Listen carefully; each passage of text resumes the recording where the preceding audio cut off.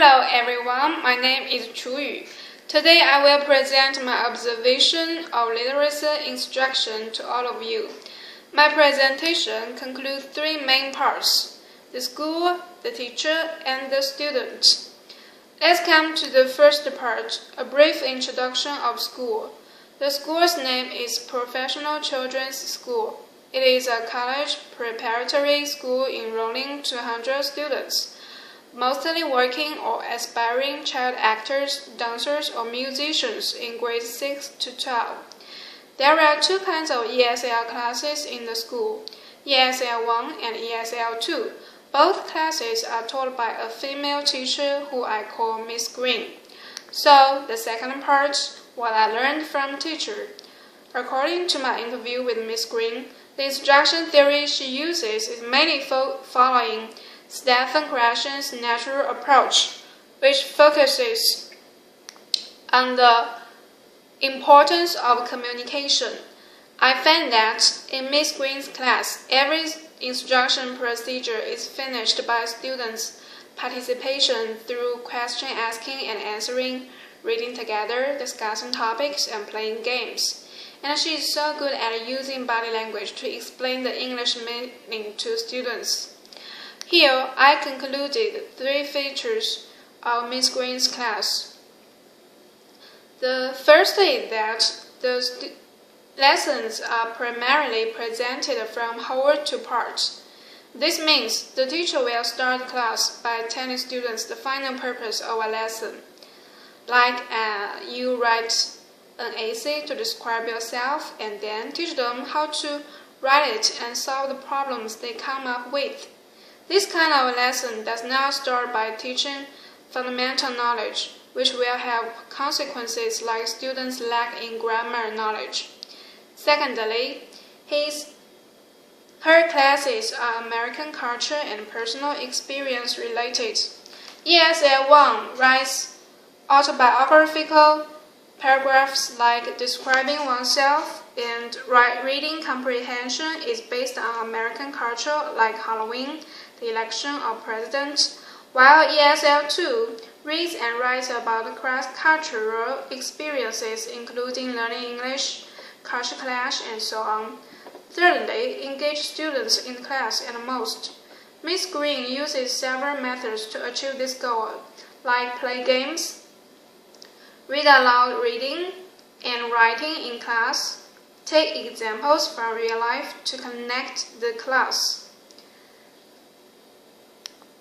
Now I will introduce the student work to all of you. I choose a Chinese 15-year-old boy from ESL 1 to observe. The boy is a piano genius and came to the US this fall to study music. He is very confident in his music but not in English. He felt his classmates laughing at him when he read out loud and considered reading as very hard. Though he is very optimistic about the future and believes he will be successful. As I choose him to observe, I always sit next to him and tutor him.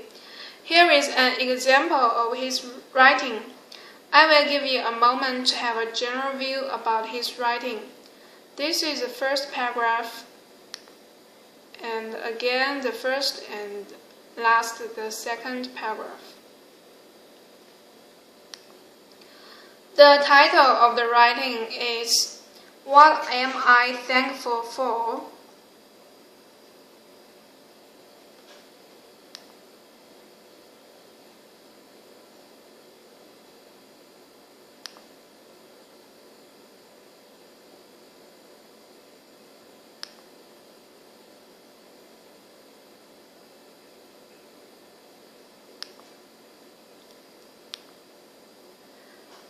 The essay has a very long paragraph which explains the meaning and emotion, clear and sincere. After I read the essay, I found some problems. The boy made 11 spelling mistakes, 15 grammar mistakes, 6 Chinglish examples. Many of you may not understand what Chinglish is. The Chinglish means Chinese English, which refers to spoken or written English language that is influenced by Chinese language. It is grammar correct language. but then not used in the right English way. Plus, the boy also made some punctuation and capital or lowercase letters mistakes.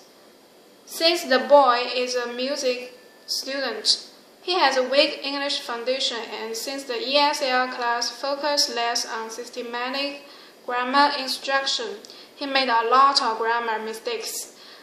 So, here is my suggestions. In my suggestion, I think the systematic grammar lessons and the dictation practice may help him with his grammar mistakes and spelling problems.